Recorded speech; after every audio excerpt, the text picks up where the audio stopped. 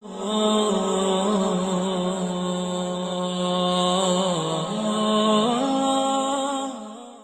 سے گزارش ہے کہ حدیثوں کو مکمل سنیے گا، کیونکہ یہ نیک کام آپ کے ساتھ آپ کی قبر میں جائے گا۔ ہم 2 یا 3 گھنٹے کی مووی دیکھ سکتے ہیں، کیا ہم صرف 10 منٹ اپنے اللہ اور نبی صلی اللہ علیہ وسلم کو نہیں دے سکتے؟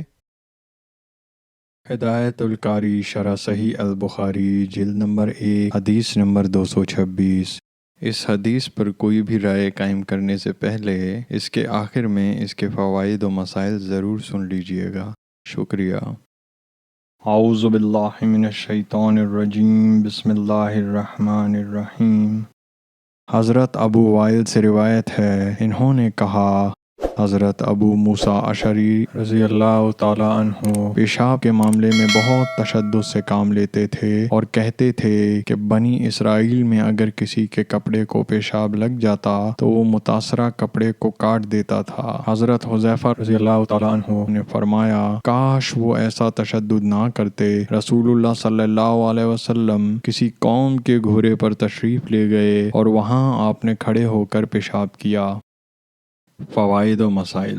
شارحین نے اس باب سے امام بخاری رحمۃ اللہ کی متعدد اخراج ذکر کی ہیں۔ شاہ ولی اللہ تراجم بخاری میں لکھتے ہیں کہ کوڑے کرکٹ کے ڈھیر گھوڑے اگرچہ کسی دوسرے کی ملکیت ہوتے ہیں، لیکن ان پر بول و براز کے لیے کسی اجازت کی ضرورت نہیں، کیونکہ انہیں گندگی جمع کرنے کے لیے بنایا جاتا ہے۔ اس لیے پیشاب کرنا اس قسم کا تصرف نہیں جس سے مالک ناراض ہو۔ اس عنوان سے گندگی کے مقامات پر پیشاب کرنے کا طریقہ بتایا گیا ہے کہ ایسی جگہوں پر کھڑے ہو کر پیشاب کرنا چاہیے۔ بیٹھ کر پیشاب کرنے سے کپڑوں اور بدن کی آلودگی کا اندیشہ ہے۔ حضرت ابو موسیٰ اشعری تقوی و طہارت کی بنا پر پیشاب کے معاملے میں بہت متشدد تھے۔ وہ اپنے ساتھ شیشے کی بوتل رکھتے، اس میں پیشاب کر کے اسے زمین پر بہا دیتے۔ ابن منظر نے اس کی یہ وجہ بیان کی ہے کہ حضرت ابو موسیٰ اشعری نے کسی شخص کو کھڑے ہو کر پیشاب کرتے دیکھا تو فرمایا، تمہیں کھڑے ہو کر نہیں بلکہ بیٹھ کر پیشاب کرنا چاہیے تھا۔ بنی اسرائیل کا عمل یہ تھا کہ اگر کسی شخص کے کپڑے کو نجاست لگ جاتی تو وہ اسے کاٹ ڈالتا تھا،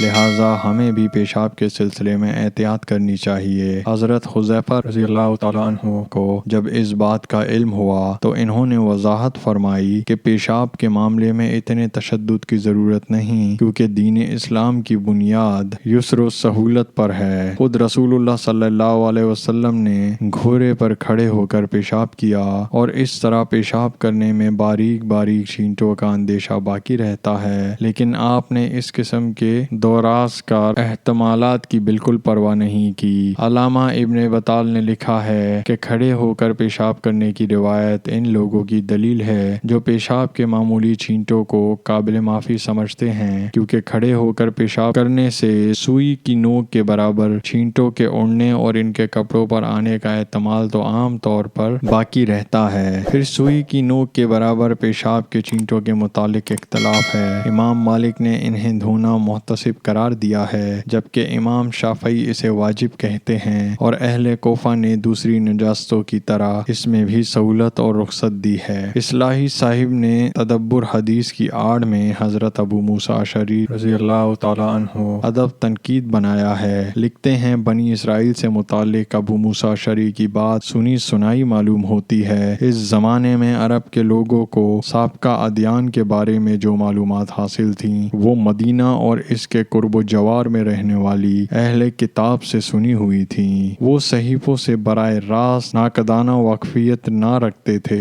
حالانکہ یہود کے ہاں نجاست کے معاملے میں بڑا تشدد تھا۔ قرآن کریم نے بھی اس طرف اشارہ فرمایا ہے۔ ارشاد باری تعالیٰ، اور ان لوگوں پر جو بوجھ اور توق تھے ان کو دور کرتے ہیں۔ اس بوجھ اور توق کی تفسیر میں مفسرین نے لکھا ہے کہ ان یہودیوں کے ہاں جس کپڑے کو نجاست لگ جاتی اس کا قطع کرنا ضروری تھا، جسے شریعت اسلامیہ نے صرف دھونے کا حکم دیا ہے۔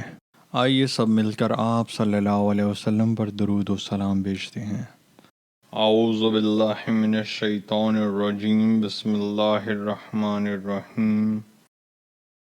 اللهم صل على محمد وعلى آل محمد كما صليت على إبراهيم وعلى آل إبراهيم إنك حميد مجيد. اللهم بارك على محمد وعلى آل محمد كما باركت على إبراهيم وعلى آل إبراهيم إنك حميد مجيد.